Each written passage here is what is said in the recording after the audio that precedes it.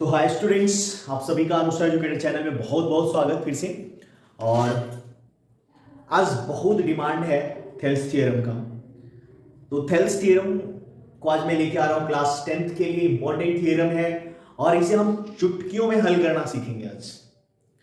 बिल्कुल इतने easy way में, इतने सरल वे में हम सीखेंगे प्रूफ करना। आपको एकदम से माइंड में फिट हो जाएगा इस तरह से। आप बस पूरे वीडियो को देखें और चलिए बिना देर किए हम स्टार्ट करते हैं। तो आइए देखते हैं कि हमें कैसे प्रूव करना है। थेल्स थ्योरम है क्या? तो पहले मैंने ऊपर लिख रखा है यहाँ पे थेल्स थ्योरम। इसको बीपीटी थ्योरम भी कहा जाता है, बेसिक प्रोपोर्शनैलिटी थ्योरम। अब देखिए इसका स्टेटमेंट। सम टाइम मेरे बोर्ड के पेपर के टाइम पे तो लिखने के लिए आता था सम टाइम कि स्टेटमेंट लिखो थेल्स थ्योरम क्या होता है। तो मैंने इसकी स्टेटमेंट भी लिख रखा है, आपके बुक में लिखा हुआ होगा कि if a line is drawn parallel to the one side of the triangle and intersect other two side at two distinct point, then it divide the side in the same ratio।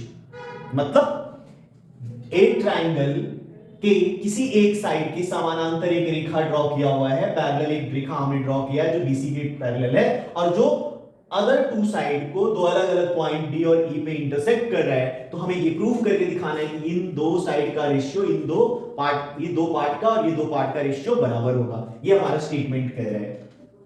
तो students हमें ये चीजें mind में रखना है कि जब भी आप कोई थ्योरम प्रूफ करने जा रहे हैं, जब भी कोई थ्योरम आप प्रूफ करने जा रहे हैं, ट्रायंगल का हो, सर्कल का हो, तो फर्स्ट ऑफ ऑल गिवन, क्या गिवन है ये हमें जरूर लिखना होगा। तो यहां पे हम लोगों ने अकॉर्डिंग टू स्टेटमेंट हमें गिवन क्या है कि अ ट्रायंगल एबीसी, हमने मान लिया है कि ट्रायंगल हमारे पास एबीसी है in which DE is parallel to BC. हमने डीई पैरेलल ले लिया है बीसी के, which intersect line AB, line AB को डी पॉइंट और लाइन एसी को ई पॉइंट पर इंटरसेक्ट कर रहा है। हमने इस स्टेटमेंट को लिख लिया है। हमें प्रूफ क्या करना है? जो यहां स्टेटमेंट दिया उसके अकॉर्डिंग कि divide the side in the same ratio, मतलब ये रेशियो में यहां बना दे एडी अपॉन बीडी, एई अपॉन सी, ये हमने इक्वल प्रूफ करके दिखाना है। अब आते हैं हम लोग कंस्ट्रक्शन के ऊपर। तो कंस्ट्रक्शन इसमें हमें क्या करना है? देखिए यहां पे प्रूफ करने के लिए हमें कुछ कंस्ट्रक्शन करने की जरूरत पड़ती है। तो ये कंस्ट्रक्शन आपको याद रखना है, वेरी वेरी इंपॉर्टेंट है। पहला कंस्ट्रक्शन है DM parallel, DM perpendicular to A. DM देखिए आपका डीएम ये है, डी से आपको एक परपेंडिकुलर लाइन ड्रॉ करना है जिसका नाम एम रख देना है, और ई से एक परपेंडिकुलर ड्रॉ करना है यहां पे जिसका नाम आपको एन रखना है, और डी से आपको सी को ज्वाइन कर लेना है और बी से आपको ई को ज्वाइन, ई बी, और ये हमने ज्वाइन कर लिया है। तो अब बिना देर किए आते हैं हम लोग प्रूफ वाले फोर्थ पार्ट, जो हमारा प्रूफ है।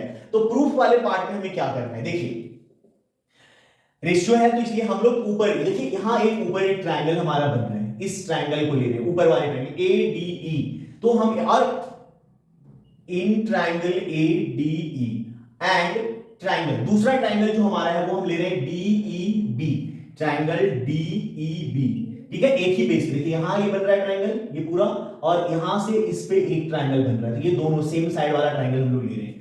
तो अब इसमें क्या लिखते हैं हम लोग? ये दोनों ट्रायंगल में area of triangle A D E, area of triangle A D E upon में area of triangle D E B, D E B. अब आपको पता होगा ट्रायंगल का एरिया क्या होता है? Half into base into height. तो आप जैसा कि देखेंगे कि हम ये वाले साइड को बेस मान रहे हैं, तो हमारा क्या हो जाएगा यहां से एरिया इसका ऊपर वाले ट्रायंगल एडी का हाफ इंटू बेस, बेस हमारा क्या है एडी, इंटू हाइट इसका क्या हो जाएगा जो हमने भी परपेंडिकुलर ड्रॉ किया है एल्टीट्यूड। तो ये कितना हो जाएगा हमारा ई एन अपॉन में। अब दूसरे ट्रायंगल का, और आप एक चीज गौर कीजिएगा, चाहे एक बेस पर आप जितना भी, देखिए एक बेस है और इस बेस पे आप जितने भी ट्रायंगल क्यों ना ड्रॉ कर लें, आप कितने भी ट्रायंगल हम ड्रॉ कर सकते हैं इस बेस से, लेकिन इसका एक ही परपेंडिकुलर, कितने भी ट्रायंगल हमने ड्रॉ कर लिया लेकिन उसका परपेंडिकुलर क्या होता है? देखिए इसका बाहर परपेंडिकुलर है, यहां से आप ट्रायंगल बना लें तो इन जितने भी ट्रायंगल आप बनाएंगे सबके लिए क्या होगा? एक ही परपेंडिकुलर होता है। तो आप गौर करेंगे यहां पे जो हमने ट्रायंगल बनाया है, ये ट्रायंगल, ये देखिए पूरा ट्रायंगल है ऐसे,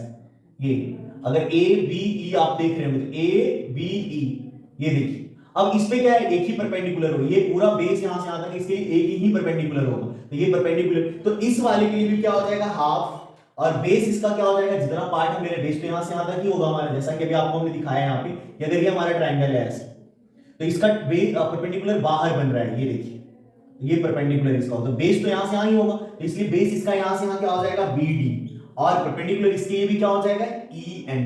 तो गौर करना है आपको, ध्यान से समझना है इन चीजों को। अब देखिए, आप देखेंगे तो हाफ से हाफ कैंसिल हो गया, en से en कैंसिल, तो बच गया आपके पास क्या, AD अपॉन में BD। अब इसको हम लोग इक्वेशन नंबर 1 बना देंगे। क्लियर है यहां तक? एरिया ऑफ ट्रायंगल इस ADE का और दूसरा ट्रायंगल है DEB का, और इस दोनों ट्रायंगल का एरिया हम लोग निकाले, और यहां से half half cancel, en cancel. Similarly अब लेते हैं ट्रायंगल इन ट्रायंगल, या आप लिख सकते हैं now in triangle ADE। Again हम ऊपर वाले ट्रायंगल ले रहे हैं, बट इस बार बेस हम इधर से चेंज कर देते हैं। तो दूसरा जो ट्रायंगल हमारे लिए एंड ट्रायंगल, अब हम लोग ले लेंगे यहां से DEC, ट्रायंगल DEC ये ट्रायंगल, ठीक है। या आप इसको ऐसे भी लिख सकते हैं, E जैसे हमने DEC लिखा था वैसे EDC भी लिख सकते हैं, तो EDC। तो दो ट्रायंगल हमने ले लिया। अब फिर से लिखेंगे area of triangle ADE upon में area of triangle EDC is equal to, again same चीज हो जाएगा, इसका बेस ही चेंज होगा, बाकी तो जो हमने यहां फार्मूला लगाया था सेम टाइप का होगा, हाफ इनटू बेस। इस बार बेस क्या हो जाएगा, AE, तो बेस A हो गया, और परपेंडिकुलर क्या हो जाएगा, DM, तो यहां से हमने परपेंडिकुलर DM ले लिया। दूसरे ट्रायंगल के लिए हाफ, बेस इस बार क्या हो जाएगा इसका CE, और इसके लिए परपेंडिकुलर भी सेम परपेंडिकुलर क्या हो जाएगा DM, तो यहां से DM cancel, half half cancel, तो ये क्या आ गया आपका AE अपॉन में CE। इसको हमने बना दिया second equation.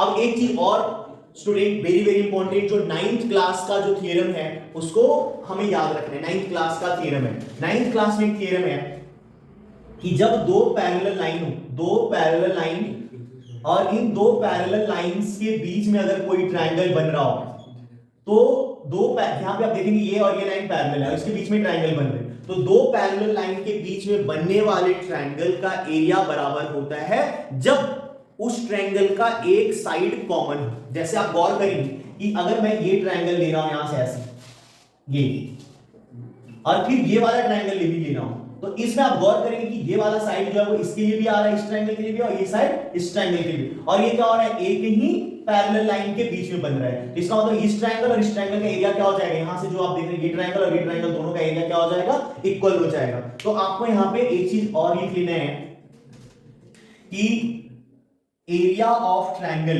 DEB is equals to area of triangle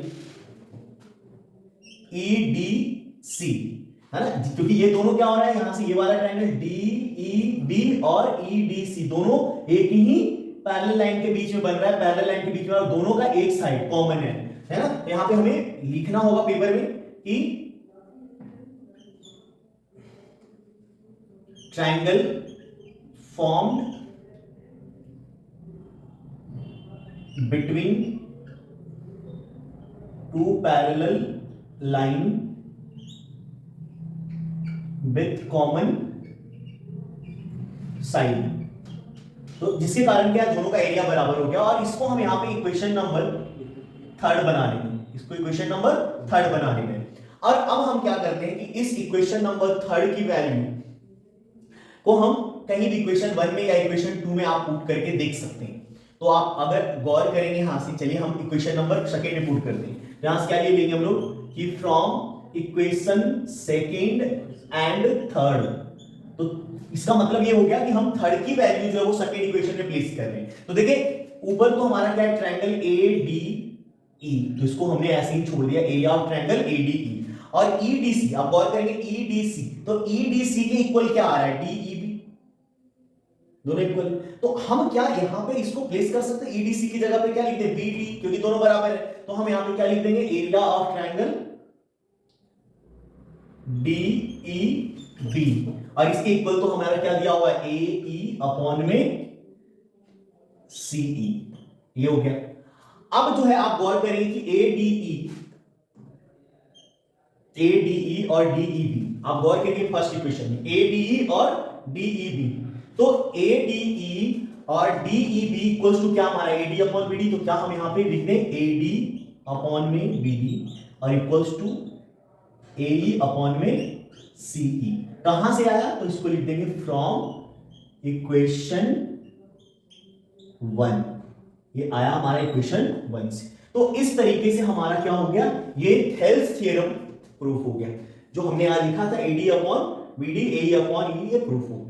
हालांकि इस थेल्स थ्योरम में आप देखेंगे ये आप पूरी अच्छी तरह से इसको नोट डाउन कर सकते हैं, इसको प्रॉपर्ली समझ सकते हैं। कोई डाउट हो तो आप बता सकते हैं, इसमें बहुत इसके बेस पे क्वेश्चन आता है। अब इसी का यूज करके दो और थ्योरम इसके बनाए जाते हैं, मतलब प्रूव किए जाते हैं थेल्स का, इसी से आप बना सकते हैं इसको। तो मैं थोड़ा सा ऊपर रब करूंगा इसको और आपको बताने की कोशिश करूंगा यहाँ पे कि दो थ्योरम और क्या इसमें बनाए जाते हैं। देखिए दो थ्योरम कभी कभी आपको ये प्रूफ करने के लिए दे सकता है कि एडी अपॉन में एबी जो है इक्वल हो सकता है एई अपॉन में AC की, मतलब ये साइड ले लिया और पूरा साइड ले लिया, यहां से ये साइड ले लिया और पूरे साइड का रेशियो क्या है बराबर। तो इसके लिए आपको कुछ नहीं करना है, जो आपको यहाँ पे गिवन है ऑलरेडी उसी से हमें प्रूफ करना होता है। तो जो गिवन है दो थ्योरम, एक इसका नीचे वाला आ सकता है आपको यहां से BD अपॉन में AB is equals to CE upon में AC। तो ये दो थ्योरम प्रूफ इससे कर सकते हैं हम लोग, इसी के एप्लीकेशन से जो हमने प्रूफ किया है। तो देखिए जो हमने प्रूफ किया है उसी में क्या करते हैं, वन माइनस करके आप वन प्लस करके आप कर सकते हैं। जैसे AD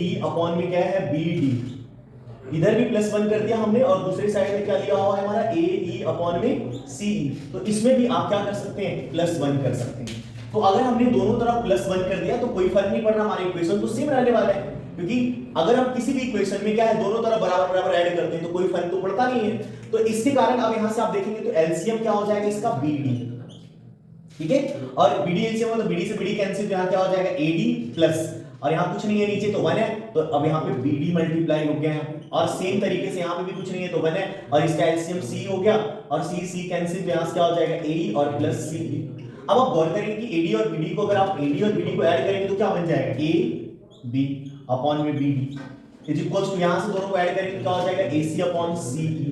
और अगर इसका हम रेसिप्रोकल करें, अगर इसको रेसिप्रोकल कर रहे हैं BD अपॉन में AB, तो ये भी हमारा रेसिप्रोकल हो जाएगा C अपॉन में AC। तो अभी जो हमने ये दूसरा वाला कहा था ये देखिए प्रूफ हो गया यहां से। और इसी का यूज करते हुए आप ये वाला प्रूफ कर सकते हैं दूसरा पार्ट। तो अब क्या करना है आपको 1 से माइनस कर लेना है, 1 माइनस BD अपॉन में AB, और इसको भी 1 से माइनस, जब इसको 1 से माइनस कर रहे हैं तो इसको भी 1 से माइनस कर लीजिए C अपॉन में AC। तो अब यहां से आप एलसीएम निकालेंगे तो इसका एलसीएम क्या हो जाएगा, सेम उसी तरीके से AB और 1 से इसको डिवाइड करेंगे तो यहां से आ गया AB और माइनस यहां से आ जाएगा BD, और यहां एलसीएम आप निकालेंगे तो ये क्या हो जाएगा AC। तो यहां क्या लिखेंगे आप, इसके नीचे भी कुछ नहीं होगा तो AC माइनस CE। अब आप इसको माइनस BD से, अगर AB से हम BD माइनस कर दे, देखिए AB पूरा लाइन है और BD को हटा दें यहां से, तो कितना बच रहा है, AD बच रहा है। तो यहां पे हम लिखेंगे क्या, AD और ये अपॉन में क्या हो जाएगा AD, उसी तरह से ये माइनस होकर क्या बच जाएगा AE अपॉन में AC। तो ये प्रूव हो गया आपका दूसरा पार्ट। तो इस तरीके से जो हम क्या है थेल्स का यूज कर सकते हैं, और बड़ा इंपॉर्टेंट है, पेपर में कई बार आते रहता है, इसके एप्लीकेशन है, तो आप उसको यूज करें और अच्छे से समझे, अच्छे से इसको वीडियो को पूरा देखें और पूरी तरीके से समझे जो मैंने बताया उसको, और पेपर में उसको 2-3 बार प्रैक्टिस करके जाए ताकि आप अच्छे मार्क्स, क्योंकि मोस्ट प्रोबेबली अगर आ गया तो 4 मार्क्स में आएगा, तो आपको 4 मार्क्स तो आसानी से मिल सकते हैं अगर थ्योरम प्रूफ करने आता है तो आप अच्छे से करें। और इसका अगले क्लास में मैं थेल्स का जो कन्वर्ज है वो मैं लेके आ रहा हूं, तो अगले क्लास में आपको थेल्स का कन्वर्ज, और क्योंकि थेल्स का कन्वर्ज बड़ा आसान होता है तो उसके साथ में आपको मैं एक सर्कल का थ्योरम मैं आपको दूंगा, छोटा जो फर्स्ट थ्योरम है, the line drawn from the centre to the tangent is perpendicular. तो ये प्रूफ आपको उस क्लास में देंगे। तो दो थ्योरम हम आपको अगली क्लास में लेके आ रहे हैं, तो तब तक के लिए आपको बहुत बहुत धन्यवाद। आप लाइक सब्सक्राइब करते रहें और लोगों में ज्यादा से ज्यादा शेयर करें, ज्यादा से ज्यादा स्टूडेंट तक बढ़ाएं। Thank you very much.